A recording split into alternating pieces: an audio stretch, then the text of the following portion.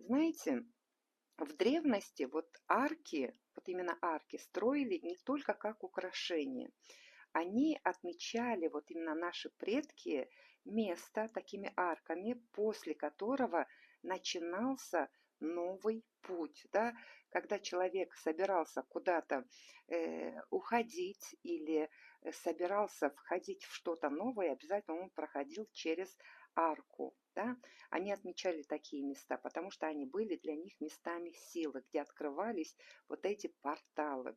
Поэтому появление такого символа в самом начале, друзья, расклада, вот эта свадебная арка, сотканная из цветов, можно воспринимать как приглашение в вашей жизни обратить внимание на то, что скоро начнется. Начнется что-то очень важное. Да? Этап, который постепенно входит в вашу жизнь. Будьте готовы.